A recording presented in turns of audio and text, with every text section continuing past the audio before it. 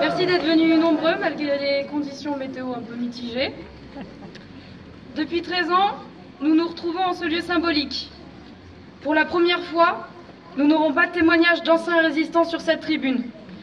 La réalité de la biologie en a décidé ainsi. Pourtant, il n'est pas question de renoncer à ce rendez-vous.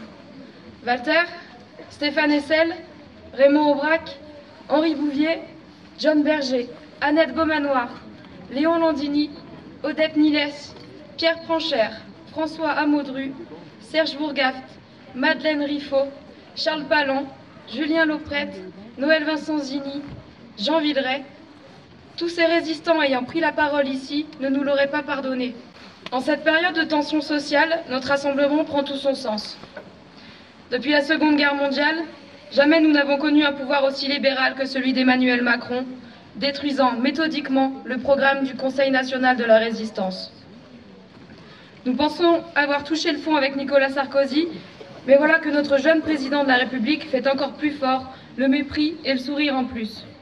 Pour résumer brièvement, certains d'entre vous ont peut-être suivi ce qui s'est passé à Canal+, mais en 2015, donc un nouvel actionnaire, Vincent Bolloré, met la main sur la chaîne avec l'aide d'une banque qui s'appelle le Crédit Mutuel, qui est son partenaire en affaires. Et nous, on ne savait pas qu'il était aidé par le Crédit Mutuel et on enquêtait sur une filiale de cette banque qui, à Monaco ou en Suisse, organisait de l'évasion fiscale. C'est-à-dire qu'ils encourageaient de riches Français à envoyer leur argent à l'étranger pour ne pas payer d'impôts. Quand les copains qui font l'enquête les rencontrent, ils leur disent « Mais vous êtes sûr qu'à Canal, vous pourrez passer le film parce que la banque est quand même puissante ». Et mes copains rigolent en disant « Mais non, mais Canal+, c'est libre ». Et puis là-dessus, à Canal+, Vincent Bolloré voulait signer un contrat avec son ami, le dictateur du Togo. Puis ça a été rediffusé par erreur, donc là, il a viré 2 cadres. Mais là, il y a eu une super coproduction qui s'est mise en place, en fait, entre les industriels des médias et le président Macron. Ils s'y sont mis à 2, là, ils ont fait fort. Donc, dans la rue, c'est plutôt le président Macron, là, qui prend en tenaille les journalistes. Donc, ils ont acheté des armes de guerre. On appelle ça des lanceurs de balles de défense, ça fait un peu le genre de truc tu tires là, mais en fait non, c'est très dangereux. C'est acheté en Suisse, et puis ça tire sur les Français, parfois dans la tête, d'ailleurs bon, c'est interdit, mais bon, vous avez vu que les lois, voilà. Et donc on tire dans la tête des Français avec des armes de guerre en 2019 en France. Mon peuple résiste-leur. À Jérusalem, je me suis habillée de mes blessures, et j'ai respiré mes douleurs, et j'ai porté l'âme dans ma paume pour une Palestine arabe. Je ne succomberai pas à la solution pacifique. Je ne baisserai pas mes drapeaux jusqu'à ce que je les expulse de ma terre. Je les ai mis de côté pour un moment. Résiste mon peuple, résiste-leur. Cette poétesse, vous l'aurez compris, se tient devant vous aujourd'hui.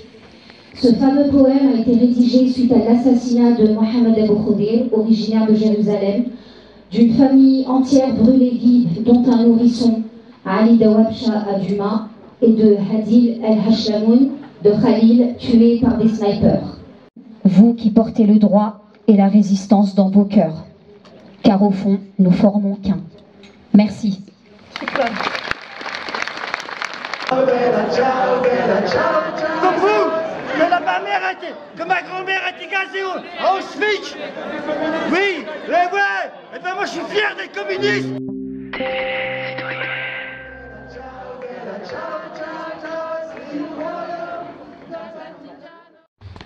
Alors, je suis un provincial qui monte à Paris, presque un peu de façon innocente, dans ce mouvement des Gilets jaunes. Je suis contrôlé déjà le vendredi soir sur les Champs-Élysées. Donc on subit une fouille, ils trouvent des gilets jaunes et des lunettes de ski.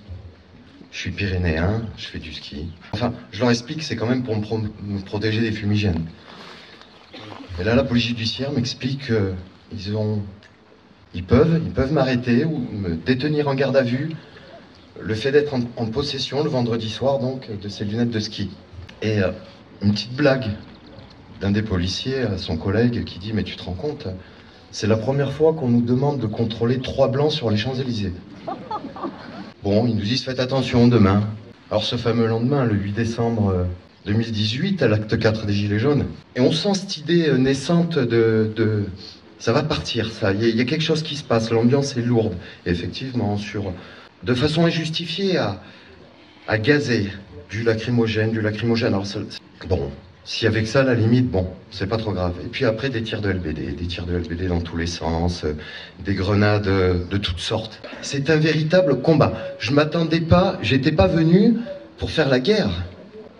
Moi, en fait, cette journée, ce que je retiens, c'est le lendemain à l'aéroport à Paris, en fait, où je croise le chemin d'un petit enfant qui devait avoir 6 ou 7 ans, je sais pas trop, qui était là avec ses parents et puis qui croise mon visage blessé à ce moment-là. Et je vois tous les froids dans son regard, dans son visage. Et je pense que son visage, il est ancré dans mon esprit, je ne l'oublierai jamais. Et je savais, ce gamin, il m'a redonné à ce moment-là une vraie raison d'être, en fait. Je savais pourquoi j'étais là. Nous ne devrions jamais renoncer, nous rendre. Nous devons aller jusqu'au bout. Nous nous battrons en France. Nous nous battrons sur Internet. Nous nous battrons sur les réseaux sociaux. Nous nous battrons avec toujours plus de confiance en nos droits. Nous défendrons le droit à l'information et la liberté de la presse, peu importe ce qu'il en coûtera. Nous nous battrons dans les champs. Nous nous battrons dans les rues, nous nous battrons dans les quartiers, mais nous ne nous rendrons jamais. Nous garderons notre imagination, nous aurons beau planter les OGM et construire des châteaux en béton.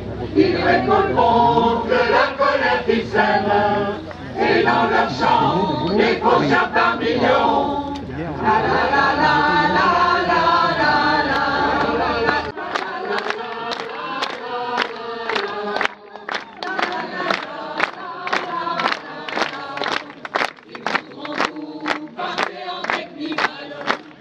Ils